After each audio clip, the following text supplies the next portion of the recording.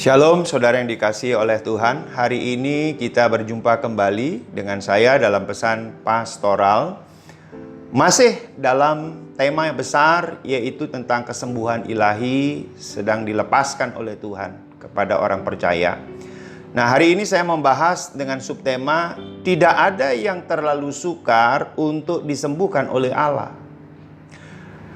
Di dalam Yeremia 32 ayat yang ke-17, demikian dikatakan, Tuhan Allah, sesungguhnya Engkaulah yang telah menjadikan langit dan bumi dengan kekuatanmu yang besar dan dengan lenganmu yang terentang. Tiada suatu apapun yang mustahil untukmu.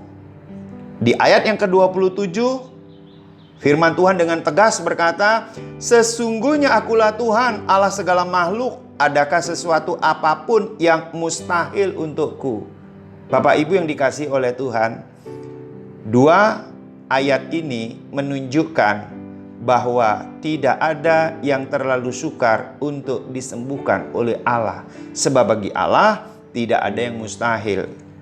Nah, firman Tuhan ini memberikan keyakinan kepada saya bahwa kesembuhan ilahi itu masih tetap ada pada saat ini, sampai hari ini.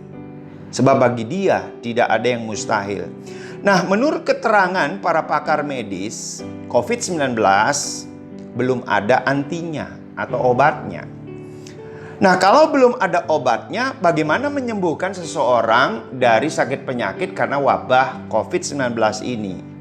Di dalam Alkitab itu terdapat peristiwa yang mustahil secara medis disembuhkan pada waktu itu.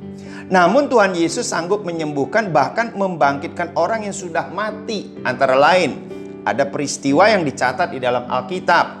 Tuhan Yesus menyembuhkan orang yang sakit lumpuh 38 tahun lamanya di kolam Bethesda. Injil Yohanes pasal yang kelima ayat pertama sampai dengan ayat yang ke-10. Di sana orang-orang itu tidak bisa menyembuhkan. Para tabib nggak bisa menyembuhkan. Jadi di kolam Bethesda itu terjadi sesuatu, siapa yang dapat mencemplungkan orang yang sakit itu terlebih dahulu pada waktu terjadi sebuah gejolak air di kolam Bethesda, maka dia yang akan disembuhkan, yang terlebih dahulu masuk.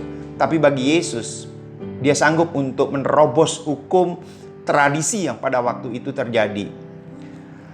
Juga dicatat, Tuhan Yesus menyembuhkan orang buta sejak lahirnya. Injil Yohanes pasal 9 ayat 1 sampai 12. Di mana para tabib tidak sanggup untuk menyembuhkan pada waktu itu, karena memang dari lahirnya itu orang itu buta. Tapi bagi Tuhan Yesus tidak ada yang mustahil.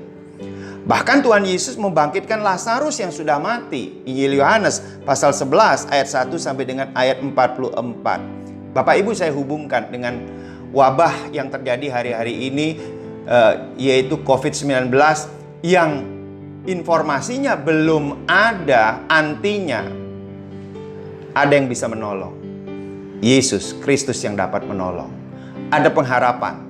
Yesus Kristus yang sanggup untuk menyembuhkan. Nah, sebab itu saya mau mengajak setiap kita untuk memperkatakan firman Tuhan, untuk membangkitkan iman kita tentang kesembuhan.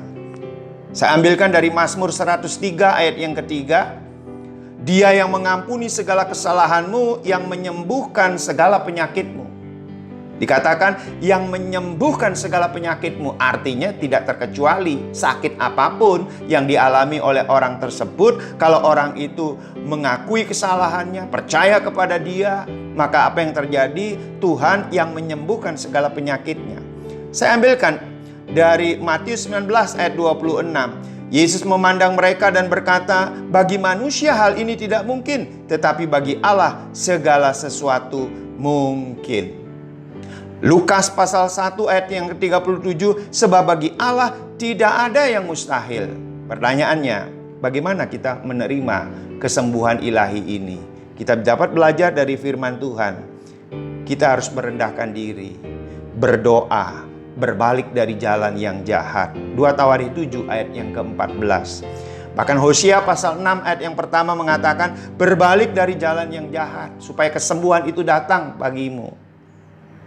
Yakobus pasal 5 ayat 16a berkata, saling mengaku dosa dan saling mendoakan, Doa orang yang benar bila dengan yakin didoakan, besar kuasanya. Jadi, apapun jenis penyakitnya yang informasinya belum ada obatnya, tapi ada tabib di atas segala tabib, dokter di atas segala dokter, yang namanya Yesus Kristus, yang sanggup untuk menyembuhkan. Mari kita berdoa. Tidak terlalu sulit bagi Tuhan Yesus kalau Dia berkenan untuk menyembuhkan. Itu sebabnya tidak ada yang terlalu sukar untuk disembuhkan oleh Allah. Adakah di antara pemirsa, saudara yang mendengar daripada pesan pastoral ini yang sakit secara tubuh, secara jasmani? Mari angkat tanganmu di hadapan Tuhan. Sekali lagi saya mau katakan, tidak ada yang terlalu sukar untuk disembuhkan oleh Allah kalau Dia berkenan untuk menyembuhkannya. Mari cari perkenanan Tuhan. Bapa, di dalam nama Tuhan Yesus, hamba-Mu berdoa buat setiap pemirsa, buat setiap jemaat Tuhan yang hari ini sedang sakit secara fisik, secara tubuh, secara jasmani. Tuhan tolong, belas kasihan-Mu turun atasnya. Jamah tubuhnya ya Tuhan, jamah bagian-bagian yang sakit ya Tuhan. Sembuhkan ya Tuhan. Oleh karena kuasa-Mu ya Tuhan, kesembuhan terjadi. Sekarang terimalah kesembuhan itu terjadi dalam nama Tuhan Yesus. Amin.